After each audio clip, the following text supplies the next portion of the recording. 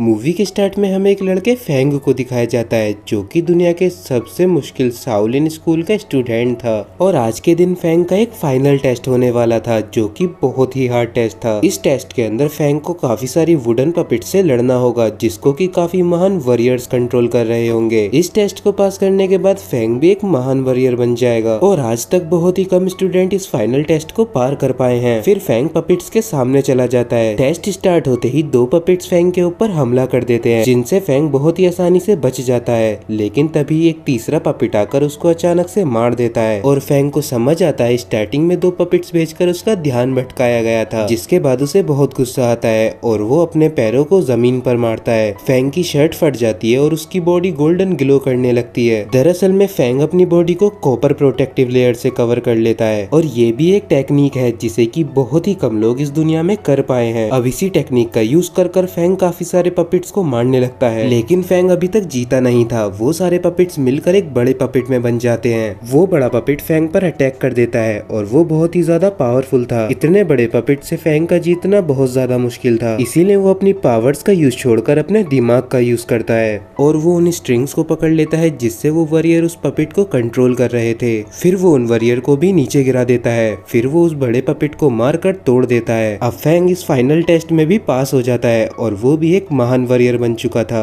और वो स्कूल से ग्रेजुएट होकर वहां से चला जाता है। सीन शिफ्ट होता है और हमें एक इंसान लाओ को दिखाया जाता है जो कि एक करप्ट ऑफिसर था। उसने कुछ दिन पहले एक खजाने में से 5 मिलियन चोरी किए थे और इतनी बड़ी चोरी वहां पर पहली बार हुई थी। लाओ अपने आप को बचाना चाहता था और वो ऐसा दिखाना चाहता था जैसे वो उस चोरी में इन्वॉल्व ही नहीं था, इसीलिए वो उन सारे लोगों को मार देता है जिन्हें भी उस चोरी के बारे में पता था और यहाँ तक कि वो अपनी फैमिली को भी मार डालता है। उसके इन खतरनाक कामों को उसका राइट हैंड मिंग किया करता था, लेकिन मिंग से भी एक गलती हो जाती है। मिंग ने एक लिस्ट बनाई थी जिसके अंदर उस चोरी के सारे पैसों की डिटेल्स थी और वो लिस्ट मिंग से खो गई थी और अगर वो लिस्ट किसी के हाथ लग गई तो लाओ फंस सकता है और उसे मौत की सजा भी मिल सकती है। दूसरी साइड फेंग स्कूल से निकलकर अपने टाउन पहुंच जाता है। वहाँ वो अपने बचपन के दोस्त हान से मिलता है। वो दोनों एक दूसरे को काफी टाइम बाद मिल रहे थे, इसीलिए वो बहुत ज्यादा खुश होते हैं। अब फेंग डिसाइड करता है कि वो अपने घर 2 दिन बाद जाएगा क्योंकि उसकी मॉम बहुत ज्यादा स्ट्रिक्ट थी और वो उसको बाहर नहीं निकलने देती। उन दोनों की एक बचपन की फ्रेंड थी जिसका नाम रोंग था और वो फेंग को बचपन से ही काफी पसंद किया करती थी, लेकिन फेंग का फ्रेंड हान भी रोंग को पसंद किया करता था, लेकिन उसने ये बात उससे कभी नहीं बताई थी। वो दोनों एंजॉय करते हुए वहाँ से जा रहे होते हैं। रास्ते में उन्हें एक इंसान दिखता है जिसका हाथ मॉन्स्टर जैसा था और उस इंसान का नाम पो था। पो भी लो के लिए काम किया करता था और वो उस लिस्ट को वहाँ पर ढूंढ रहा था। पो वहाँ के एक इंसान को मार रहा था। ये देखकर फेंग को बहुत गुस्सा आता है और वो पो से लड़ने लगता है। पो को फेंग से लड़ते हुए पता चलता है कि वो भी एक वॉरियर है और इसीलिए वो वहाँ से भाग जाता है। फेंग उसका पीछा करने लगता है और रास्ते में वो उसे पकड़ लेता है, लेकिन इससे पहले कि वो पो से लड़ता वहाँ पर फेंग की मॉम आ जाती है और वो फेंग के ऊपर बहुत गुस्सा करने लगती है। इसी बीच पो वहाँ से भाग जाता है। घर पर जाकर फेंग की मॉम उसे बहुत डांटती है क्योंकि उसने झूठ बोला था कि वो 2 दिन बाद आएगा और उसके झूठ बोलने की वजह से वो उसे घर पर ही बंद कर देती हैं। लेकिन फेंग को घर में रोकना इतना आसान नहीं था। वो चुपके से रात को घर से निकल जाता है और तभी वहाँ पर उसे एक लड़की टिंग मिलती है। टिंग फेंग को देखकर उसे मारने लगती है, लेकिन तभी टिंग को अपनी तरफ कुछ सोल्जर्स आते हुए दिखते हैं, इसीलिए वो फेंग से उसे बचाने के लिए बोलती है और वो छुप जाती है। जिसके बाद वो सोल्जर्स फेंग के पास आते हैं। फेंग उनसे झूठ बोल देता है कि वो दूसरी साइड गई है। उन सोल्जर्स के जाते ही टिंग वहाँ से बाहर आती है और वो फेंग को थैंक्स बोलने लगती है। तभी वहाँ पर हान और रोंग आ जाते हैं। रोंग फेंग को दूसरी लड़की के साथ देखकर बहुत ज्यादा गुस्सा हो जाती है और उसे लगता है कि उनके बीच में कुछ गलत चल रहा है, इसीलिए वो वहाँ से चली जाती है। इस मिसअंडरस्टैंडिंग को सोल्व करने के लिए फेंग टिंग को पकड़कर रोंग के पीछे जाने लगता है। मार्केट में हान को कुछ सोल्जर्स पकड़ लेते हैं और वो उसे एक स्केच दिखाकर उस आदमी के बारे में पूछने लगते हैं। हान उस स्केच को देखकर बहुत ज्यादा चौंक जाता है क्योंकि वो स्केच और किसी का नहीं रोंग के फादर का था और वो उन सोल्जर्स से झूठ बोल देता है कि उसने उन्हें कभी नहीं देखा और हान उन सोल्जर्स को देखकर समझ जाता है कि वो उस टाउन के बहुत बड़े बिजनेसमैन टाइगर के सोल्जर्स हैं। जिसका मतलब टाइगर रोंग के फादर को ढूंढना चाहता है। हान भागकर रोंग के घर पहुंचता है और वो उसे सारी बात बता देता है। रोंग को याद आता है कि उसके फादर दूसरे टाउन गए हैं और वो हान को अपने घर से भेज देती है। फिर रोंग एक चीज को बाहर निकालती है और वो चीज उस करप्ट ऑफिसर की चोरी की लिस्ट थी जिसके अंदर सारे डिटेल्स लिखी हुई थी, जिसका मतलब वो लिस्ट रोंग के फादर को मिली थी और इसीलिए उसे सोल्जर्स ढूंढ रहे हैं। अगले दिन फैंग टिंग को लेकर रोंग के घर पहुंच जाता है और वहाँ पर उन्हें हान मिलता है। हान बहुत ज्यादा परेशान था और वो उन दोनों को बताता है कि रोन घर से गायब है और हान उन्हें भी बता देता है कि टाइगर के सोल्जर्स उसके फादर को ढूंढ रहे थे और शायद इसीलिए टाइगर ने ही रोंग को किडनैप कर लिया है। फैंग बिना कुछ सोचे टाइगर के पास जाने लगता है। दूसरी साइड हमें टाइगर को दिखाया जाता है जो कि मार्केट में था। टाइगर मार्केट के अंदर एक फाइटिंग कंपटीशन कर रहा था। तभी उसके पास फैंग पहुंच जाता है। वो उससे रोंग के बारे में पूछने लगता है, लेकिन टाइगर उससे बोलता है कि वो किसी रोंग को नहीं जानता,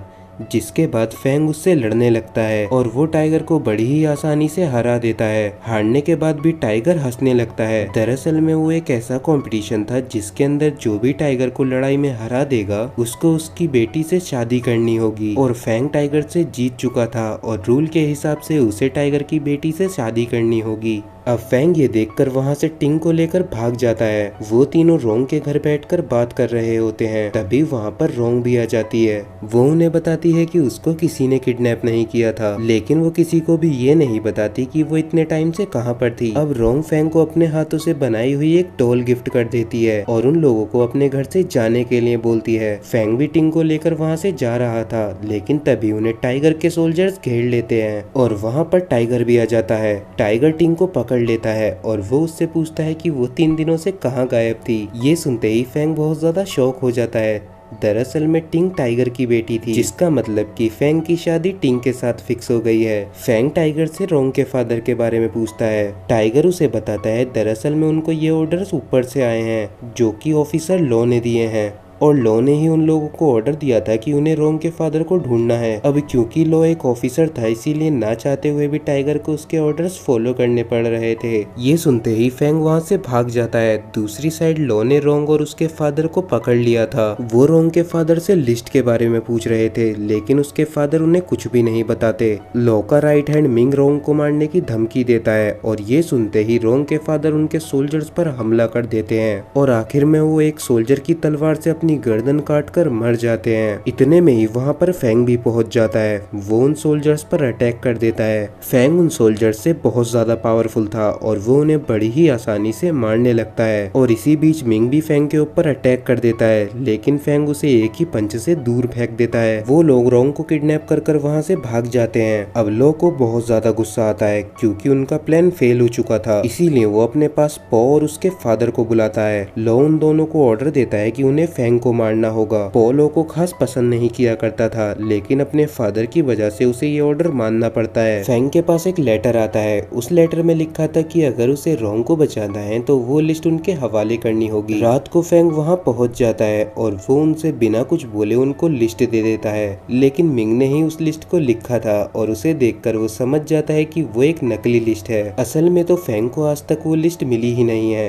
अब पॉ फैंग के ऊपर हमला कर देता है और फैंग उससे बहुत ही आसानी से बच जाता है। फैंग पॉ से बहुत आसानी से लड़ रहा था और ये देखकर पॉ के फादर उसके ऊपर एक जहरीला पाउडर फेंक देते हैं। तभी वहाँ पर फैंग की मॉम भी आ जाती हैं और वो पॉ के फादर को घायल कर देती हैं क्योंकि वो भी एक काफी अच्छी वॉरियर थी। तभी मिंग पॉ को ऑर्डर देता है कि वो फैंग को मार डाले, लेकिन पॉ मिंग के ऑर्डर को नहीं मानता और वो पहले अपने घायल फादर के पास जाता है और अब मिंग खुद ही फैंग के ऊपर हमला कर देता है, लेकिन तभी वहाँ पर टाइगर भी आ जाता है। अब वो लोग फैंग को वहाँ से ले जाते हैं और घर पर ले जाकर वो उसके पॉइजन का ट्रीटमेंट करते हैं। दूसरी साइड लो पॉ पर बहुत ज्यादा गुस्सा करता है क्योंकि उसने उनके ऑर्डर्स को फॉलो नहीं किया था, जिसकी वजह से फैंग आज जिंदा बच गया। अब अगर पॉ को अपने आप को और अपने फादर को बचाना है तो फैंग को एक दिन के अंदर मारना होगा। अब फैंग ठीक हो जाता है और रोंग की गिफ्ट की हुई डॉल को देखने लगता है। तभी उससे उस डॉल का एक बटन प्रेस हो जाता है, जिसकी वजह से वो डॉल खुल जाती है और उस डॉल के अंदर ही वो लिस्ट रखी हुई थी।